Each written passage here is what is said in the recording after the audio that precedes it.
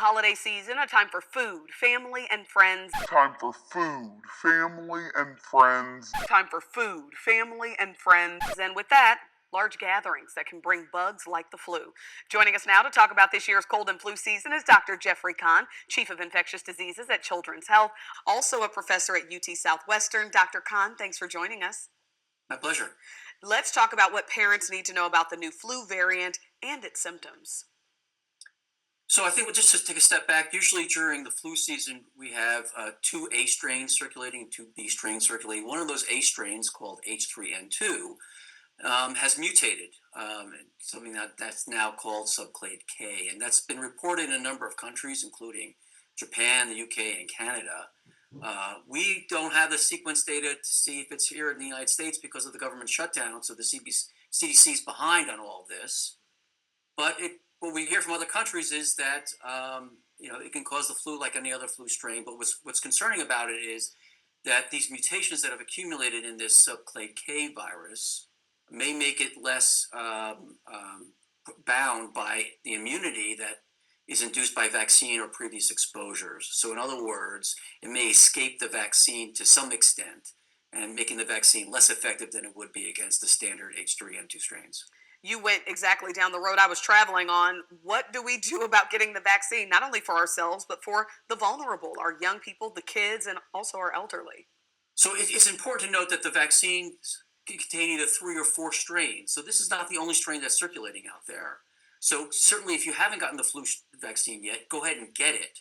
The vaccine, although it may be less effective against the subclade K virus, still affords some protection. And what we're looking for here is protection against severe disease that would be either hospitalization or death. So go ahead and get the vaccine. It usually takes about 2 weeks for the immunity to peak after vaccination.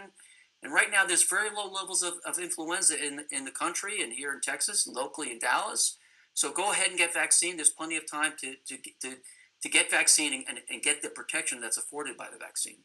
When you do get the flu, let's say someone who's watching gets one of the 4 strains, when is the appropriate time to go ahead and seek medical care? So a few things. One is that the symptoms of flu are usually present with pretty sudden onset. So onset of fever, shaking chills, cough, sore throat, body aches, muscle aches. And unfortunately, this new strain of the H3N2 virus, like other flu strains that are circulating, are susceptible to the antivirals that we have.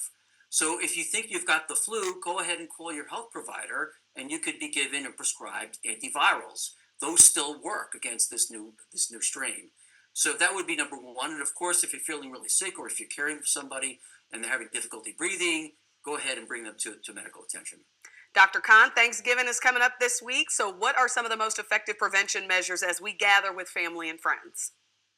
Well, certainly if you're sick, you want to wear a mask or don't participate in that. That's very difficult.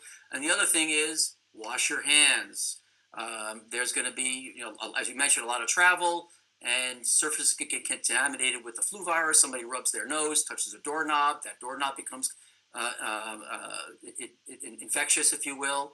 So wash your hands. Good hand hygiene. Wear a mask if you're immunocompromised or if you fall into one of the risk groups, particularly adults who are over the 65 years of age. So just be aware of these things. It's very similar to what we went through with COVID.